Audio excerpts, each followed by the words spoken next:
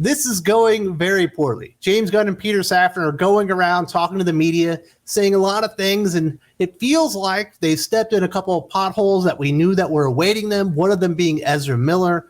They've also talked about this upcoming Flash movie, and James Gunn absolutely let loose on the state of the DCEU when he arrived, and obviously it's been scrapped for the DCU. There's also some confusion about whether or not they're replacing the characters or not. I thought the plan and the reason that Henry Cavill is gone was because they were replacing everybody, but apparently that's not true, and we've got a hashtag trending, fire James Gunn or fire James Gunn and Peter Safran, not surprisingly. And I will give them credit. They went to bat for their boss regarding Batgirl. We'll talk about that as well. So let's talk about how this is not going all that great for Peter Safran and James Gunn.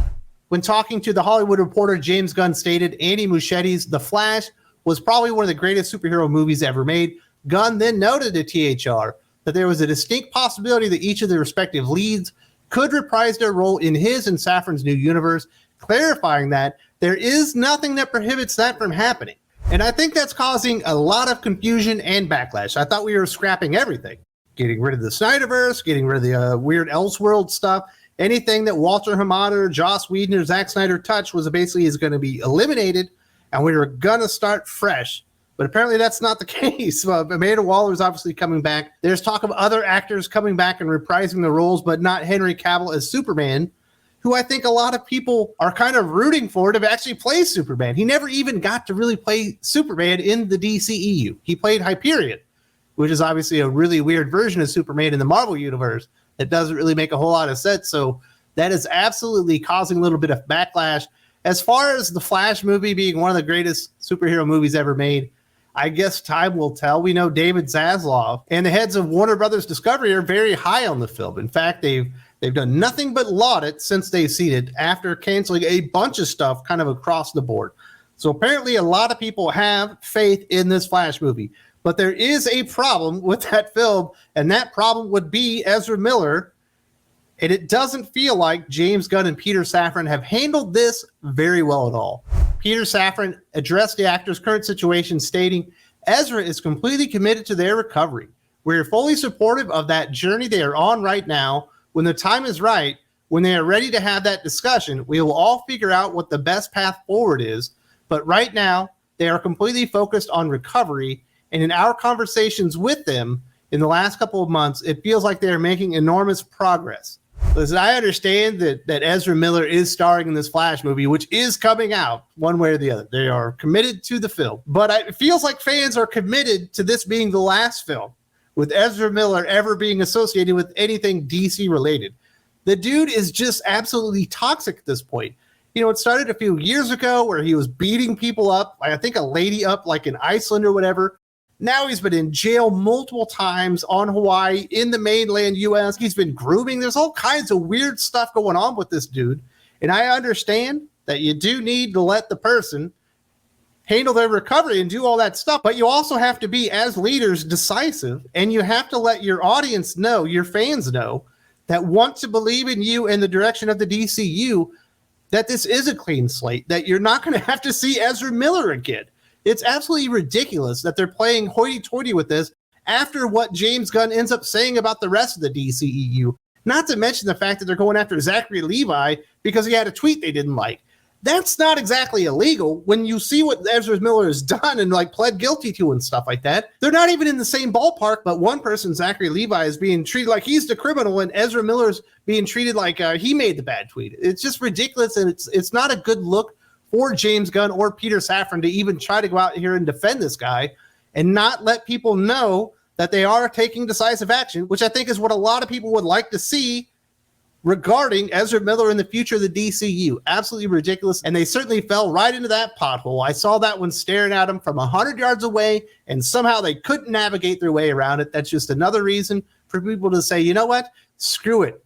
The DCEU sucked. I don't even want to come in for the DCU now. As far as the DCEU sucking, it sounds like James Gunn is on board with that. Gizmodo had a chance to catch up with Gunn and co-CEO Peter Safran and asked him several burning questions about the past, present, and future of the franchise. When the Guardians of the Galaxy director was asked for his thoughts on DC's output before his arrival, he didn't hold back.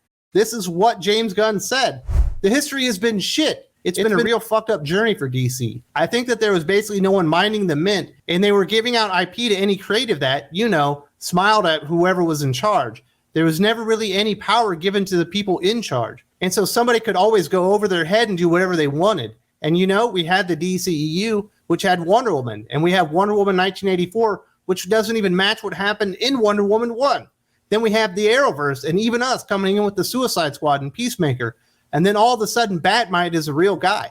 Hey, I'm on board with James Gunn on that one. I think the DCEU was absolutely shit. It was handled very poorly. I don't think it was rolled out well. They did not have a good strategic long-term vision.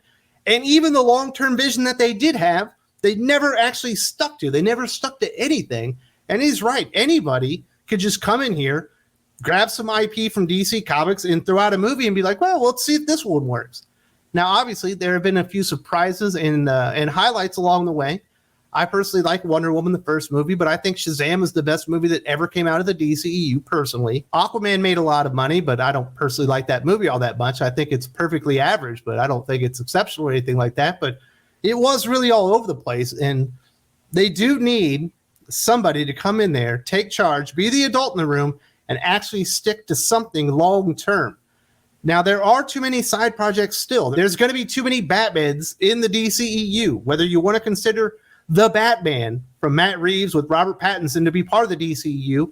It's still going to say Warner Brothers. It's still going to have the DC logo. It's still going to be a Batman movie, and it's still going to cause confusion. Then you have the Joker, which isn't associated with that Batman, but also won't be associated with the Batman within the DCU proper. So now there you've got like 3 universes already. I'm so done with the multiverse, and the DCU is already like at it again. Like he really needed to rein this stuff in and realize that things need to be controlled a lot tighter, but he's making a lot of mistakes, just deciding that perhaps anybody that was cast before, we will bring them in as that character, but it won't be associated with what people have already watched.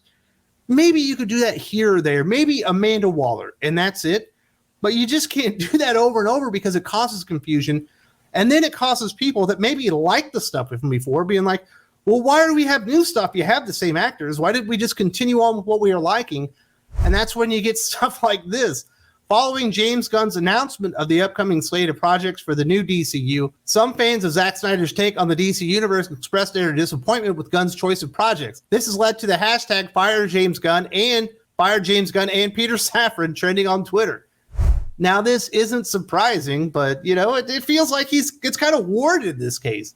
I don't think this rollout has gone very well at all. They really probably should have gotten into a room together with Zaslav and talked about, when this comes up, what are we going to say that actually makes sense, that we can actually deliver and will basically give the fans what they've been looking for. I don't think more confusion as to who can be or cannot be in the DCU moving forward is what people were looking for. I don't think addressing Ezra Miller and not stating outright that The Flash will be the last Ezra Miller project in the DCU, like that wasn't a good way to go. You probably should have just been very direct about it. And then, some of the projects, they suck. I'm not going to lie about it. I can't sugarcoat it. I don't think they have a good take on Superman. I think The Authority is a really cool idea, but not in the DCU. It should have been its own separate thing. In fact, it probably should have been its own TV show. HBO had a pretty decent hit with that Watchmen stuff, and The Authority is very much like The Watchmen, in my opinion. It doesn't belong in the DCU, but it's certainly a story worth telling, and it feels like they've missed a mark a few times here. One place they actually hit it out of the ballpark was with Batgirl. This is what Peter Safran said. On the Batgirl front, it's not about late in the process of the film getting canceled.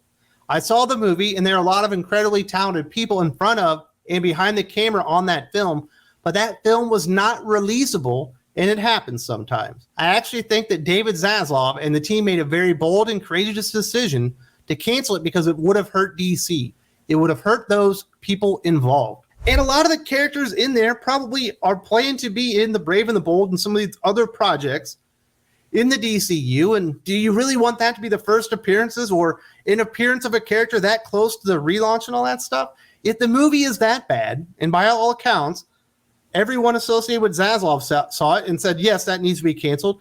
And now Peter Safran, a producer, has seen it and said it needed to be canceled. And it sounds like James Gunn is on board with there. So at least they're backing up their boss when it comes to Batgirl. And They got one in the win column, but it feels like this has not gone on very smooth. As I mentioned a couple of times during this video, I'm not a big fan of a lot of these projects. I think there are a lot of issues. It feels like the New 52 all over again, but in movies.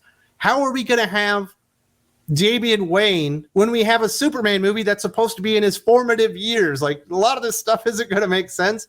So good luck with that one. These are my thoughts on the entire slate of 5 movies and 5 television projects James Gunn and Peter Safran rolled out. Definitely check this one out. You don't see it here. There's also a link in the video description.